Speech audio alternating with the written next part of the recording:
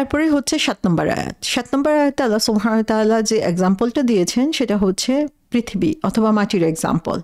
আল্লাহ বলছেন, আমি ভূমিকে বিস্তৃত করেছি, তাতে পর্বতমালার ভার স্থাপন করেছি এবং তাতে সর্বপ্রকার নয়নাভিরাম উদ্ভিদ উদ্গত করেছি। তাহলে আমরা দেখি, আমরা ঘর থেকে যখন বের হই, আমরা যেহেতু এখন শহুরে জীবনে বেশি অভ্যস্ত, সে কারণে নেচার হচ্ছে আমাদের কাছ থেকে বেশ দূরে সরে গিয়েছে। তারপরে আমরা দেখি যে ঘর থেকে বের হলে প্রথমেই যে জিনিসটা আমাদের চোখে পড়ে, মাথার উপরে একটা সুবিন্যস্ত আকাশ, এবং তারপরে যে জিনিসটা আমরা দেখি সেটা হচ্ছে আমাদের মাটি, এই পৃথিবী। এবং এখানে আল্লাহ সুবহানাহু ওয়া তাআলা আকাশের পরপরই পৃথিবীর উদাহরণ দিয়েছেন। তিনি বলছেন যে ওয়াল আরদা মাদাদনাহা। সো এখানে পৃথিবীর ব্যাপারেও আমরা দেখি আল্লাহ সুবহানাহু ওয়া তাআলা বেশ কিছু বৈশিষ্ট্য এখানে উল্লেখ করেছেন। যেমন আমরা আকাশের ব্যাপারে দেখেছি 3টা জিনিসের কথা আল্লাহ সুবহানাহু ওয়া তাআলা উল্লেখ করেছেন। পৃথিবীর ব্যাপারেও আমরা দেখি এখানে 3টা জিনিস উল্লেখ করা হয়েছে। ফার্স্ট জিনিসটা কি? পৃথিবীর ব্যাপারে মাদাদনাহা। মাদাদ শব্দটার অর্থ হচ্ছে কোনো জিনিসকে লম্বা করা, স্ট্রেচ করা, ছড়িয়ে দেওয়া। সো তার উদ্দেশ্য কি? তার উদ্দেশ্য হচ্ছে যে এটাকে স্পেশাস করা, এটাতে জায়গা বিস্তৃত করে দেওয়া। তো আল্লাহ বলছেন পৃথিবীটাকে তিনি বিস্তৃত করে দিয়েছেন আমাদের জন্য। আমরা জানি যে পৃথিবীর গোলাকার, এবং সেই পৃথিবীতে যখন কেউ যদি এক পাশ থেকে হাঁটা শুরু করে তাহলে দেখা যাবে যে কোনো এন্ড পয়েন্ট সে পাচ্ছে না, যে এটা কখনোই শেষ হচ্ছে না। আল্লাহ সুবহানাহু ওয়া তাআলা এমনভাবে এটাকে স্প্রেড আউট করে দিয়েছেন। সো প্রথম যে জিনিসটা বলা হচ্ছে পৃথিবীর ব্যাপারে, যে এটাকে সুপ্রশস্ত করে দেওয়া, ছড়িয়ে দেওয়া। যেমন সূরা যারিয়াতে বলা হয়েছে ওয়াল আরদা ফারাশনাহা ফানি'মাল মাহিদুন, যে আমি ভূমিকে বিছিয়েছি, আমি কত সুন্দরভাবেই না বিছাতে সক্ষম। এবং তারপরেই বলছেন যে আমি প্রত্যেক বস্তু জোড়ায় জোড়ায় সৃষ্টি করেছি যাতে তোমরা হৃদয়ঙ্গম করো। এবং এই জোড়ার কথাটা আমরা দেখি যে পরবর্তী আয়াতগুলোতে চলে এসেছে। সো এখানে মাটির কথা বলা হয়েছে যে মাটিকে স্প্রেড আউট করা হয়েছে, ছড়িয়ে দেওয়া হয়েছে, এবং আল্লাহ সুবহানাহু ওয়া তাআলা সুন্দরভাবে এই পৃথিবীকে ছড়িয়ে দিয়েছেন। সূরা যুখরুফে বলা হয়েছে যিনি তোমাদের জন্য পৃথিবীকে করেছেন বিছানা এবং তাতে তোমাদের জন্য করেছেন পথ, যাতে তোমরা গন্তব্যস্থলে বুঝতে পারো। তো আমরা যখন কোরআন পড়ব তখন দেখব যে এরকম উদাহরণ আল্লাহ সুবহানাহু ওয়া তাআলা বারবার দিয়েছেন পৃথিবীর ব্যাপারে, যে পৃথিবীকে তিনি ছড়িয়ে দিয়েছেন, বিছানা করে দিয়েছেন, সুপ্রশস্ত করে দিয়েছেন। এবং সেটা অবশ্যই আল্লাহ সুবহানাহু ওয়া তাআলার একটা উদ্দেশ্য রয়েছে, যে কেন তিনি পৃথিবীকে আমাদের জন্য বিছিয়ে দিয়েছেন, যেন এখানে পথ সৃষ্টি করা যায়, মানুষ যেন এখানে চলতে পারে, মানুষকে আরও বেশি ট্রাভেল করতে, পৃথিবীতে ঘুরে আল্লাহ সুবহানাহু ওয়া তাআলার সৃষ্টি বৈচিত্র্য দেখতে আল্লাহ সুবহানাহু ওয়া তাআলা এখানে উৎসাহিত করেছেন, এবং মানুষ যাতে তার নির্দিষ্ট গন্তব্যে পৌঁছতে পারে সেজন্য এই মাটিকে, এই পৃথিবীকে সে ব্যবহার করবে। তারপর সেকেন্ড যে জিনিসটা এখানে বলা হয়েছে ওয়া আলকাইনা ফিহা রাওয়াসিয়া, যে রাওয়াসিয়া শব্দের অর্থ হচ্ছে প্যারেক, এবং এখানে রাওয়াসিয়া বলতে যে জিনিসটাকে বোঝানো হয়েছে সেটা হচ্ছে পর্বত বা পাহাড়কে বোঝানো হয়েছে। সো আমরা দেখি যে পাহাড়কে আল্লাহ সুবহানাহু ওয়া তাআলা এমনভাবে তৈরি করে দিয়েছেন যে মাটির অনেক গভীর পর্যন্ত এই পাহাড় চলে গিয়েছে। এবং এই পাহাড়ের কাজ কি? পাহাড়ের কাজ হচ্ছে পৃথিবীকে কম্পন থেকে বাঁচিয়ে রাখা। যদি পাহাড় না থাকতো তাহলে পৃথিবী কি হতো? কনস্ট্যান্ট শেকিংয়ের মধ্যে পড়তো, কন্টিনিউ, মানে অনবরত পৃথিবী নড়তে থাকতো। তো আল্লাহ সুবহানাহু ওয়া তাআলা পৃথিবীকে স্ট্যাবিলিটি দেওয়ার জন্য এই শেকিং থেকে বা ভূকম্পন থেকে বাঁচানোর জন্য আল্লাহ সুবহানাহু ওয়া তাআলা হচ্ছে এই পৃথিবীকে ছড়িয়ে দিয়েছেন। সো আল্লাহ বলছেন যে এই মাটির বুকে তিনি ছড়িয়ে দিয়েছেন হচ্ছে পৃথিবীকে একটা প্যারেকের মতো করে। এবং এই আমরা দেখেছি যে এর আগেই বলেছেন যে জমিকে তিনি ছড়িয়ে দিয়েছেন, বিস্তৃত করে দিয়েছেন, এবং একটা কার্পেটের মতো তিনি যে ছড়িয়ে দিয়েছেন সেই কার্পেটটাকে স্টেডি করার জন্য ওয়েট অফ মাউন্টেন সেখানে দিয়েছেন, যে যার মাধ্যমে হচ্ছে পৃথিবী নড়ে যাবে না, সরে যাবে না।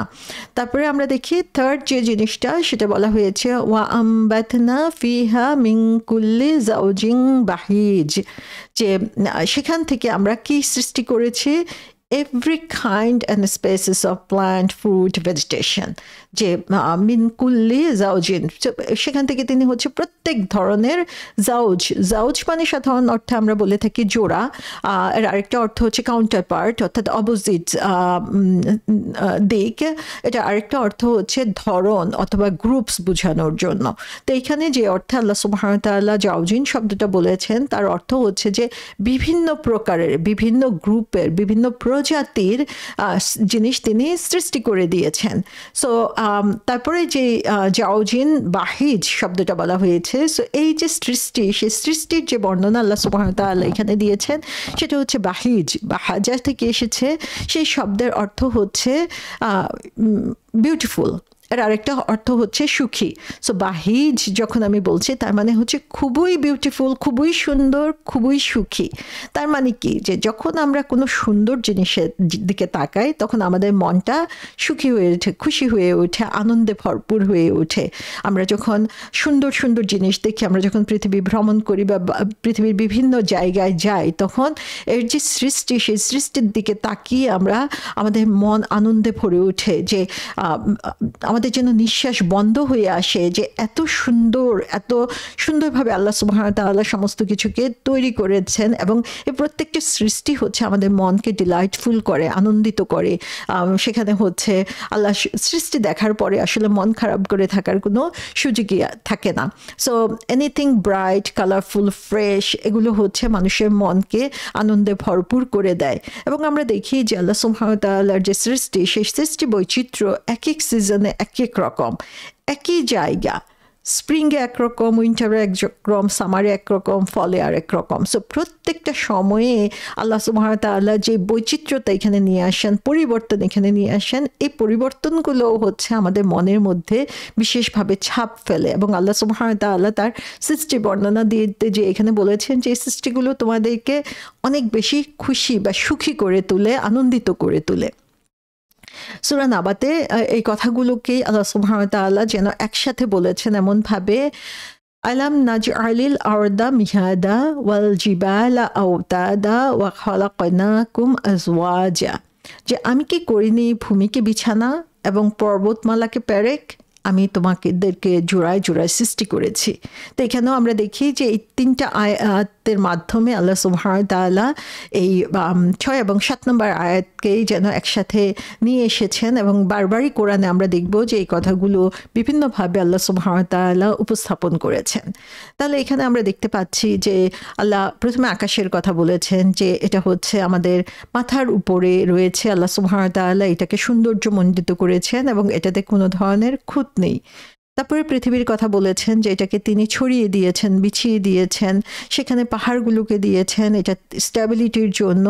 এবং এই পাহাড় মাটির বুকেই আমরা দেখি যে এখান থেকে বিভিন্ন প্রজাতির উদ্ভিদ জন্ম নিচ্ছে, এবং সে মাটির বুকেই হচ্ছে গর্ত করা হচ্ছে এই প্ল্যান্টেশনের জন্য বা প্ল্যান্ট লাগানোর জন্য, ভেজিটেশনের জন্য, সেটাই হচ্ছে মানুষের জন্য বেনিফিটিং হচ্ছে, উপকারী হচ্ছে। সো আকাশের কথা বলতে যেয়ে আল্লাহ বলছেন যে তোমরা খেয়াল করো কিভাবে আমি এটাকে বানিয়েছি। তারপরে বলেছেন যে কিভাবে এটাকে সৌন্দর্যমণ্ডিত করেছি এবং কিভাবে আমি এটাকে প্রোটেক্টেড করেছি।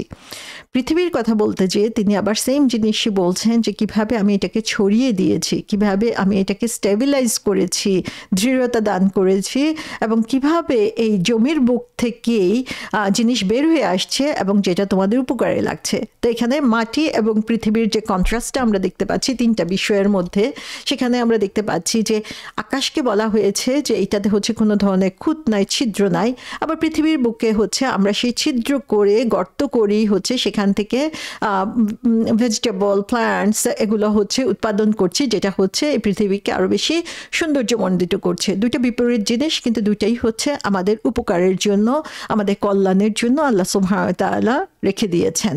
তো এখানে এই দুইটা জিনিসের মাধ্যমে আল্লাহ সুবহানাহু ওয়া তাআলার যে ক্ষমতা, যে সৃষ্টি বৈচিত্র্য, তার যে পাওয়ার, সেটা আল্লাহ সুবহানাহু ওয়া তাআলা আমাদেরকে দেখিয়ে দিচ্ছেন। এবং তারপরে আমরা দেখি যে 8 নম্বর আয়াতে এই দুইটা আয়াতের পরপরই আল্লাহ সুবহানাহু ওয়া তাআলা আমাদের জন্য কিছু লেসন দিয়ে দিয়েছেন। সেখানে বলা হচ্ছে তাফসিরাতাও ওয়া যিকরা লিকুল্লি আবদিম মুনিব, যে এটা হচ্ছে জ্ঞান আহরণ এবং স্মরণ করার মতো ব্যাপার প্রত্যেক অনুরাগী বান্দার জন্য। তাহলে এখানে এই জিনিসগুলোর উদাহরণ আল্লাহ সুবহানাহু ওয়া তাআলা কেন দিচ্ছেন? তিনি বলছেন তাফসিরা। তাফসির এসেছে বাসওয়ারা থেকে। বাসওয়ারা শব্দের অর্থ হচ্ছে ভিশন, যে দেখা। কিন্তু এই দেখাটা হচ্ছে তাফসিরা যখন বলা হচ্ছে, এটা হচ্ছে এটার মুবালাগা বা এক্সাজারেটেড ফর্ম বলা হয়ে থাকে, যে টু রিয়েলি সি। যে তাফসিরা মানে হচ্ছে হ্যাভ এ ভিশন, যে তুমি এটা শুধু তাকিয়ে থাকার না, বরং এই তাকিয়ে থাকার মাধ্যমে তুমি তোমার মাঝে একটা পরিবর্তন আসবে। তুমি এটা নিয়ে চিন্তা করবা, শুধু উপরের লেভেলে সারফেসে কি আছে সেটা না, বরং বিহাইন্ড দ্য সারফেস, এর পিছনে কি আছে সেটা নিয়েও তুমি চিন্তা ভাবনা করবা। চিন্তা ভাবনা করার কারণে তোমার দৃষ্টিভঙ্গি চেঞ্জ হয়ে যাবে, যেটা আমরা সূরা মুলকের মধ্যেও দেখি, যে বারবার বলা হয়েছে তুমি ফিরে ফিরে দেখো, এবং ফিরে ফিরে দেখার কারণে যেটা হবে তোমার দৃষ্টিভঙ্গি পরিবর্তিত হয়ে আসবে। যে তুমি যখন এই জিনিসগুলো নিয়ে চিন্তা ভাবনা করবা, তখন তোমার দৃষ্টিভঙ্গি কখনোই একরকম থাকবে না। তুমি এই সৃষ্টিকর্তার সৃষ্টির গভীরতা বুঝতে শিখবে, বৈচিত্র্যতা বুঝতে শিখবে, এবং যার কারণে হচ্ছে তার যে বড়ত্ব, সেই বড়ত্বের কাছে নিজের মাথাকে তুমি নত করতে শিখবে। তো আল্লাহ বলছেন তাফসিরা, যে তোমাকে এই ভিশনটা রাখতে হবে, কনভিকশনটা রাখতে হবে, তোমাকে চিন্তা করতে হবে এর পিছনে কি আছে। এবং আমরা যে আল্লাহ সুবহানাহু ওয়া তাআলা বলছেন যে আকাশকে কিভাবে বানানো হয়েছে, সৌন্দর্যমণ্ডিত করা হয়েছে, অথবা এটাতে কোনো ছিদ্র নাই, এই কথাগুলো বলার পরে তুমি কতটুকু এটার উপরে চিন্তা ভাবনা করছো, কতটুকু এই সৃষ্টি বৈচিত্র্যতা নিয়ে তোমার চিন্তাকে কাজে লাগাচ্ছ। এবং যখনই তুমি সেটা করবা, তখনই you can realize the reality better, যে দুনিয়াতে কি হচ্ছে, কিভাবে সমস্ত কিছু সম্পন্ন হচ্ছে, এই আশেপাশে যা কিছু রয়েছে সেগুলো তুমি আরো বেশি ভালো করে বুঝতে পারবা, তোমার উইজডম বাড়বে, প্রজ্ঞা বাড়বে। এবং আল্লাহ সুবহানাহু ওয়া তাআলা এই সৃষ্টির কথা বারবারই কোরআনে উল্লেখ করেছেন, যেন আমরা এই সৃষ্টি নিয়ে চিন্তা ভাবনা করি এবং এটার উপরে আমরা রিফ্লেক্ট করি। এবং এটাই হচ্ছে তাফসিরা, যে আমাদেরকে চিন্তা ভাবনা করতে হবে এবং চিন্তা ভাবনার মাধ্যমে এর গভীরে পৌঁছার জন্য আমাদেরকে চেষ্টা করতে হবে। তারপরে বলা হচ্ছে তাফসিরাতা ওয়া যিকরা, এবং এটা কি, একটা হচ্ছে তুমি এটা নিয়ে দেখবা, চিন্তা ভাবনা করবা, যেটা তোমার চিন্তা এবং মগজের মধ্যে পরিবর্তন আনবে। ওয়া যিকরা, এবং যিকরা শব্দটার অর্থ হচ্ছে রিমাইন্ডার, এটা তোমাকে বারবার স্মরণ করিয়ে দিবে। আমরা দেখি যে যতবার আমরা স্মরণ করব জিনিসগুলো, যত বেশি মনে রাখার জন্য চেষ্টা করব, তত বেশি আমাদের ঈমান বৃদ্ধি পাবে। এবং যখনই আমরা আল্লাহ সুবহানাহু ওয়া তাআলার সৃষ্টি নিয়ে চিন্তা করব, এই প্রত্যেকটা সৃষ্টি আমি যতবার দেখব ততবারই সেটা আমার জন্য রিমাইন্ডার হবে, এটা আমার জন্য আমাকে স্মরণ করিয়ে দিবে এর পিছনে কে আছে, সে আল্লাহ সুবহানাহু ওয়া তাআলা সম্পর্কে, আল্লাহর যে ক্ষমতা, আল্লাহর যে কুদরত, সেই সম্পর্কে আমাদের চিন্তা ভাবনা বারবারই হচ্ছে পরিবর্তন হবে, কারণ এটা আমাদের জন্য একটা রিমাইন্ডার হিসাবে কাজ করবে।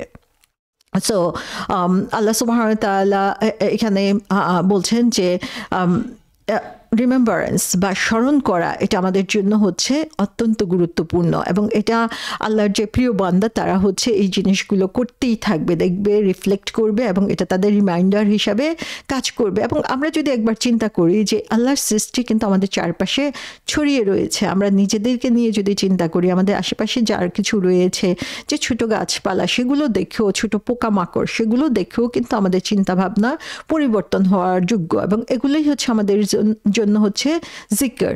সো জিকির শব্দটা দিয়ে আসলে অনেক কিছু এখানে কভার হয়। জিকির যেমন আমরা সবসময় জিকিরের কথা বলি, যে প্রতিনিয়ত আমাদের জিকির করতে হবে, আল্লাহ সুবহানাহু ওয়া তাআলার কথা স্মরণ করতে হবে। সেই জিকির কি শুধু সুবহানাল্লাহ, আলহামদুলিল্লাহ, আল্লাহু আকবার বলা না, বরং এই কথাগুলো বলার মাধ্যমে আল্লাহকে বেশি করে স্মরণ করা, আল্লাহকে মনে রাখা। এবং আমাদের প্রতিটা কাজ, প্রতিটা কথাই সেটা সুবহানাল্লাহ, আলহামদুলিল্লাহ হতে হবে এমন না, আমাদের প্রতিটা কাজের ব্যাপারে আমরা হচ্ছে আল্লাহ সুবহানাহু ওয়া তাআলাকে স্মরণ করব, সেটাই হচ্ছে জিকির। এবং এই জিকিরটা হচ্ছে একটা যেটা আমরা মুখে মুখে কন্টিনিউয়াস জিকির করছি, এটা হচ্ছে একটা অ্যাক্ট অফ ওয়ারশিপ, এবং এটা হচ্ছে আমাদের জিহ্বা এবং অন্তরের সমন্বয় করার জন্য। সো এটা আমাদেরকে চিন্তা করতে সাহায্য করে, আল্লাহর কথা সারাক্ষণ স্মরণ করতে সাহায্য করে। প্রতিটা অ্যাসপেক্টে যখনই আমরা যেই কাজ করছি, সেই সময়ে আমরা হচ্ছে এই জিকির করব, আল্লাহর কথা স্মরণ করব, যেভাবে আল্লাহর কথা স্মরণ করলে সেটা আমার জন্য বেশি কার্যকর হয়। সো জিকের শুধুমাত্র যে তাসবিহ করা সেটাই না, জিকের হচ্ছে আমরা নামাজের মাধ্যমে করতে পারি, জিকের হচ্ছে সকাল সন্ধ্যা দোয়ার মাধ্যমে করতে পারি। প্রতিটা কাজে যে দোয়াগুলো রাসূল সাল্লাল্লাহু আলাইহি ওয়াসাল্লাম শিখিয়ে দিয়েছেন সেই দোয়ার মাধ্যমে আমরা জিকির করতে পারি। অর্থাৎ স্মরণ করা, আল্লাহকে স্মরণ করাটাই হচ্ছে এই জিকের। আমরা দেখি যে কোরআনে প্রায় 55 বার হচ্ছে এই জিকের শব্দটা এসেছে। যেমন সূরা সাদের 1 নম্বর আয়াতে আল্লাহ সুবহানাহু ওয়া তাআলা বলছেন যে কোরআনের শপথ যেটা হচ্ছে ফুল অফ জিকির, ফুল অফ রিমাইন্ডার। সো আবার অন্য জায়গাতেও আমরা দেখি যে বারবার এই জিকিরের কথা আল্লাহ সুবহানাহু ওয়া তাআলা আমাদেরকে বলেছেন, এবং কোরআন হচ্ছে সবচেয়ে বড় জিকির, সবচেয়ে বড় রিমাইন্ডার, যেটা আমরা সূরা আল হিজরের মধ্যেও দেখতে পাই। আল্লাহ বলছেন ইন্না নাহনু নাযালনা যিকরা ওয়া ইন্না লাহু লাহাফিজুন, যে আমি স্বয়ং এই উপদেশ গ্রন্থ অবতরণ করেছি এবং আমি নিজেই এর সংরক্ষণ। তাহলে এখানে আমরা জিকিরটা দেখতে পাচ্ছি, যার অর্থ হচ্ছে যে আল্লাহ সুবহানাহু ওয়া তাআলা এটাকে কোরআনটাকেই হচ্ছে জিকির হিসেবে পরিচয় দিচ্ছেন। কোরআনটাই হচ্ছে আমাদের জন্য রিমাইন্ডার, কোরআনটাই হচ্ছে আমাদের উপদেশের একটা বই, যেটা যখন আমরা পড়বো, বুঝবো, আমল করব, সেটা আমাদের জীবনকে পরিবর্তিত করে দিবে।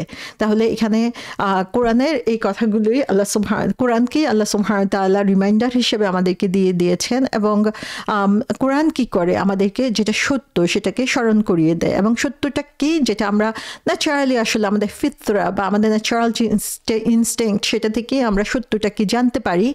কোরআনের যে টিচিং বা শিক্ষা, সেটা হচ্ছে আমাদের ফিতরাকে আরও বেশি জাগ্রত করে দেয়, প্রত্যেকটা জিনিস আমাদেরকে সঠিকভাবে বুঝার সুযোগ করে দেয়।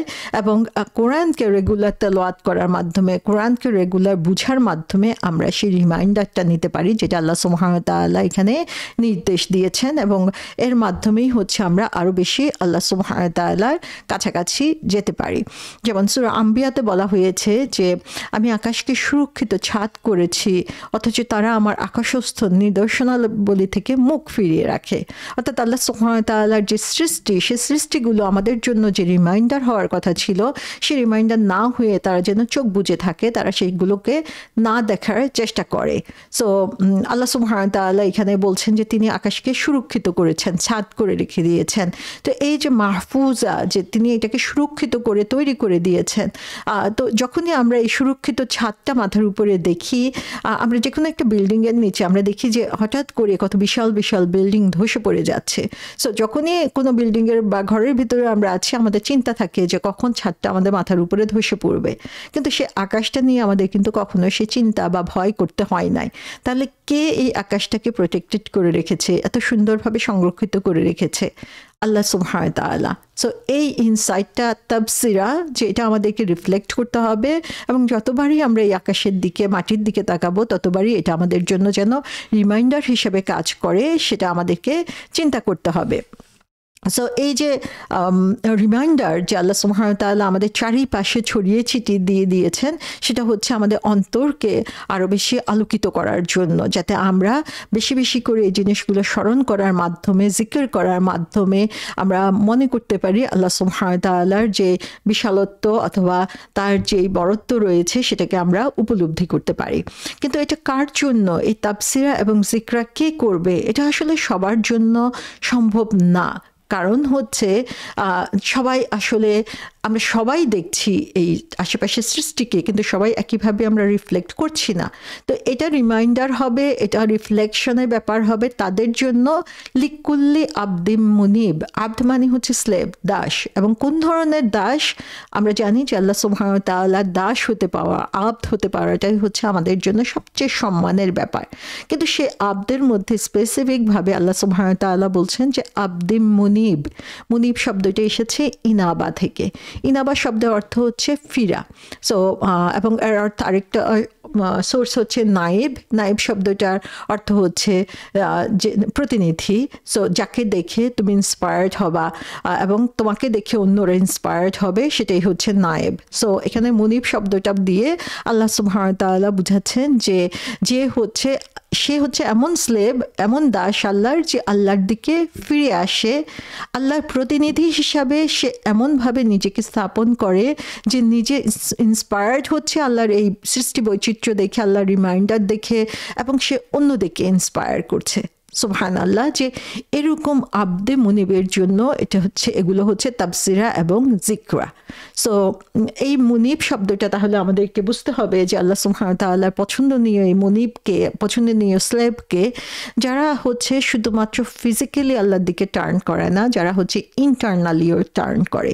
তার মানে হচ্ছে আমি মুখে শুধু কালেমা বললাম আর মনে করলাম যে আমি মুসলিম হয়ে গেলাম, সেটা না, বরং আমার মনের মাঝে পরিবর্তন আসতে হবে এবং মনে প্রাণে আমাকে সেদিকে ফিরে যেতে হবে, তখনই আমি হচ্ছে আবদে মুনিব হতে পারবো। সো এর মাধ্যমে কি হচ্ছে যে যার অন্তর হচ্ছে উন্মুক্ত হচ্ছে, যার অন্তর হচ্ছে আল্লাহমুখী হচ্ছে, সিনসিয়ারলি আল্লাহর দিকে ফিরে যাচ্ছে, সেরকম বান্দাকেই আবদে মুনিব বলা হচ্ছে। সো আব্দে মুনিবের কাজ কি আমরা তাহলে দেখতে পাচ্ছি যে কারা আব্দে মুনিব হচ্ছে হিসাবে নিজেকে পরিচিত করতে পারবে? যারা হচ্ছে আল্লাহর সৃষ্টি দেখে সেখান থেকে শিক্ষা নিচ্ছে এবং সেটা তাদেরকে জন্য রিমাইন্ডার হিসেবে কাজ করছে, এবং সে কারণে তারা হচ্ছে আরো বেশি করে আল্লাহর দিকে ফিরে যাচ্ছে। যখন আমি আকাশের দিকে তাকালাম তখনই সেটা আমাকে আল্লাহর ক্ষমতার কথা স্মরণ করিয়ে দিল, আল্লাহর সৌন্দর্যের কথা স্মরণ করিয়ে দিল, আল্লাহর যে বিশাল সক্ষমতা রয়েছে এটাকে প্রোটেক্টেড করা, সেই কথাটা আমাকে স্মরণ করিয়ে দিল। আমি আরও বেশি করে আল্লাহর শুকরিয়া আদায় করলাম এবং আল্লাহর যে ক্ষমতা, সেই অনেসে মুগ্ধ হয়ে তার দিকে ফিরে আসলাম। সেটাই হচ্ছে আব্দে মুনিব। সো আব্দে মুনিবের কাজ কি? দেখা এবং চিন্তা করা, সি অ্যান্ড পন্ডার। এটা হচ্ছে ইন্টেলেকচুয়াল এক্সারসাইজ, যে আমি দেখলাম এবং সেটা নিয়ে চিন্তা ভাবনা করলাম। আর স্পিরিচুয়াল এক্সারসাইজ হচ্ছে আমি প্রতিনিয়ত জিকির করলাম, প্রতিনিয়ত তাকে স্মরণ করার জন্য চেষ্টা করলাম। তাহলে আব্দে মুনিব আসলে এক জায়গায় স্থির থাকে না, সে ইন্টেলেকচুয়ালি তার মধ্যে পরিবর্তন আসতে থাকে, স্পিরিচুয়ালিও তার মধ্যে পরিবর্তন আসতে থাকে। তার মানে হচ্ছে যে হচ্ছে আব্দে মুনিব, সে স্লোলি নিজেকে পরিবর্তিত করে নিচ্ছে, একটু করে কোরআন পড়ছে, একটু করে কোরআনকে নিজের মাঝে গ্রহণ করছে, একটু করে নিজেকে চেঞ্জ করছে, আবার সে আল্লাহর কাছে ফিরে আসছে। সো আব্দে মুনিব হচ্ছে সেরকম বান্দা আল্লাহ সুবহানাহু ওয়া তাআলার, যে হচ্ছে আল্লাহর দিকেই ফিরে আসে। তার যে সৃষ্টি, তিনি যে নিদর্শন আমাদের সামনে দিয়ে দিয়েছেন, সবচেয়ে বড় নিদর্শন হচ্ছে কোরআন। সে কোরআনের কাছে নিজেকে সঁপে দেয়, সেখান থেকে নিজেকে পরিবর্তন করে নিয়ে আসে এবং বারবারই সে এই পরিবর্তন করতেই থাকে, এক জায়গায় স্থির হয়ে থাকে না। সূরা মুজাম্মিলে আল্লাহ সুবহানাহু ওয়া তাআলা বলেছেন এটা উপদেশ, ইন্না হাযিহি তাযকিরা। কোনটা? এটা হচ্ছে কোরআনের কথা বলা হয়েছে। অতঃপর যার ইচ্ছা সে তার পালনকর্তার দিকে পথ অবলম্বন করুক। তাহলে এটা সবার পক্ষে সম্ভব না। এটার জন্য আমার নিজের ইন্টেনশন থাকতে হবে, নিজের ইচ্ছা থাকতে হবে, নিজের চেষ্টা থাকতে হবে যে আমি এই উপদেশটুকু গ্রহণ করব কিনা। আর যারাই হচ্ছে এই উপদেশটুকুকে গ্রহণ করবে তারাই আসলে তার পালনকর্তার দিকে ফিরে আসছে, আব্দে মুনিব হচ্ছে। তো আল্লাহ সুবহানাহু ওয়া তাআলা এই বিশ্ব ব্রহ্মাণ্ডের কিছু উদাহরণ আমাদের সামনে দিয়ে দিয়েছেন। এরকম অসংখ্য উদাহরণ আমাদের সামনে রয়েছে। আল্লাহ দুইটা উদাহরণ শুধু দিয়েছেন, যে এই দুটো উদাহরণ নিয়ে যদি তোমরা চিন্তা করো, এর সৃষ্টি উদ্দেশ্য উপরে রিফ্লেক্ট করো, তাহলে দেখবা যে সেটা তোমাদের জন্য একটা লেসন হিসেবে কাজ করবে, সেটা তোমাদের জন্য রিমাইন্ডার হিসেবে কাজ করবে, যার কারণে তোমরা হচ্ছে তোমাদের রবের দিকে ফিরে আসতে আরও বেশি উৎসাহিত হবে, আগ্রহী হবে। সো আল্লাহ সুবহানাহু ওয়া তাআলা চোখের উপর থেকে যেন আমাদের পর্দাকে সরিয়ে দিয়ে দিয়েছেন, আমাদের ইনসাইট বা বুঝাকে আরও বেশি সূক্ষ্ম তীক্ষ্ণ করে দিয়েছেন, আমাদের অন্তরকে আরও বেশি অ্যালার্ট করে দিয়েছেন, যাতে আমরা হচ্ছে আল্লাহ সুবহানাহু ওয়া তাআলার এই সৃষ্টিকে নিয়ে আরও বেশি রিফ্লেক্ট করতে পারি, স্মরণ করতে পারি এবং আল্লাহর দিকে ফিরে আসতে পারি। আল্লাহ সুবহানাহু ওয়া তাআলা এই যে মানুষের অন্তরের সাথে সৃষ্টির যে একটা কানেকশন এখানে তৈরি করেছেন, সেই কানেকশনটাই আসলে আমাকে আরও বেশি আল্লাহ সুবহানাহু ওয়া তাআলার কাছাকাছি হতে সাহায্য করবে, যখন আমি এই ব্যাপারে কন্টেমপ্লেট করব, এই ব্যাপারে চিন্তা ভাবনা করব, এর গভীরে পৌঁছার জন্য চেষ্টা করব। এবং কোরআনের মাধ্যমেই হচ্ছে আমাদের জ্ঞান এবং এই চিন্তা ভাবনার মধ্যে যে একটা সূক্ষ্ম সম্পর্ক, সেই সম্পর্কটা তৈরি হবে। সো আল্লাহ, আমরা সায়েন্টিফিক্যালি অনেক কিছু এখানে দেখি, অনেক কিছু সম্পর্কে জানতে পারি, কিন্তু সব কিছুর গভীরে কে এগুলো মেনটেন করছে করছেন সেই আল্লাহর কথা আমরা যদি স্মরণ করি তাহলে আমাদের মাথা অটোমেটিক্যালি নত হয়ে আসবে তার সামনে, এবং তার এই সৃষ্টি বৈচিত্র্যের কারণেই তাকে চিনতে আমাদের হচ্ছে আরও অনেক বেশি সহজ হবে। সো এই পৃথিবীটা আমাদের জন্য আল্লাহ সুবহানাহু ওয়া তাআলা একটা ওপেন বুক অফ ট্রুথ হিসাবে রেখে দিয়েছেন, যে কেউ যে কোনো ভাষায় এটা পড়তে পারে। এটা এমন না যে পৃথিবীর এক প্রান্তের লোক এই বিশ্ব ব্রহ্মাণ্ড দেখে বুঝতে পারবে, আরেক প্রান্তের লোক কিছুই বুঝতে পারবে না, বরং ইন জেনারেল আমরা যদি খুব বেশি গভীরেও না যাই, সবার জন্যই এখানে কিছু না কিছু শিক্ষা রয়েছে, জাতি, ধর্ম, বর্ণ, ভাষা, যে কোনো দিক থেকেই আমরা চিন্তা করি না কেন। সো এইটা একটা ওপেন বুক। এই ওপেন বুক থেকে আমরা যত বেশি জ্ঞান অর্জন করার জন্য চেষ্টা করব, তত বেশি এটা আমাদের জন্য রিমাইন্ডার হিসেবে কাজ করবে, তত বেশি আমাদের অন্তর উন্মুক্ত হবে, এবং তত বেশি আমরা হচ্ছে আল্লাহ সুবহানাহু ওয়া তাআলার নৈকট্য অর্জন করতে পারবো। আল্লাহ সুবহানাহু ওয়া তাআলা আমাদের সবাইকে এই তাফসীর এবং যিকরার যে নিয়ামত, সেই নিয়ামত উপভোগ করার জন্য আব্দে মুনিব হওয়ার তৌফিক দান করুন।